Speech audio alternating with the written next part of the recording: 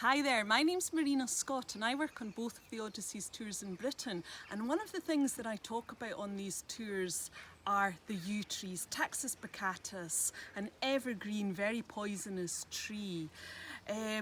It's one of the oldest surviving species on the planet.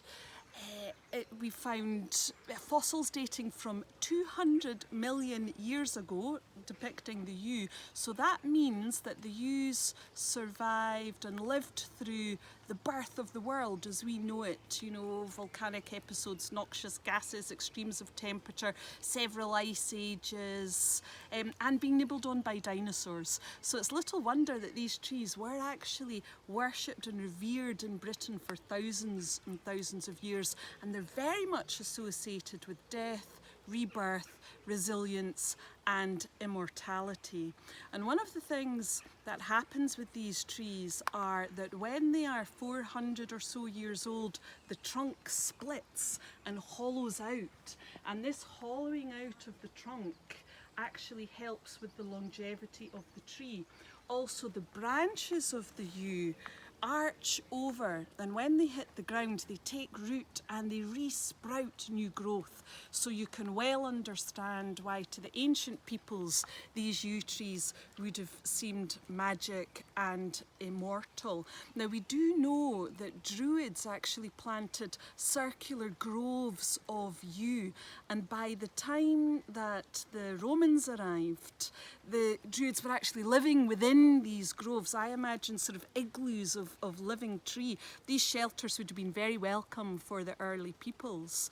And of course the Romans brought with them Christianity, and the Christians, the early Christians, took over a lot of the sacred sites to the pagan world. In fact, these yew trees I'm standing in now are in the grounds of a medieval abbey.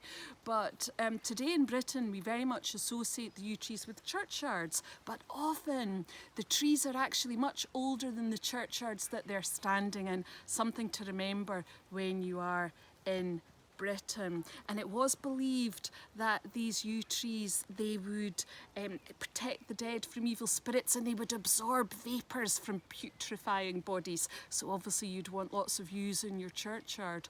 Also, you would grow yews in your churchyard because the churchyard would be the only place in the village that had a wall surrounding it, and the wood of the yew was highly prized for the making of weapons. And in fact, on our Scotland tour I'll show you islands on Loch Lomond where Robert the Bruce planted yew trees back in the 13th century to ensure that the Scottish Army had wood for its arsenal. We've found a longbow, and it was longbows that we used to make from them, a longbow 4,500 years old. We found a spear down in Essex 400,000 years old, made of yew. So the early peoples were utilising the yew wood for thousands and thousands of years.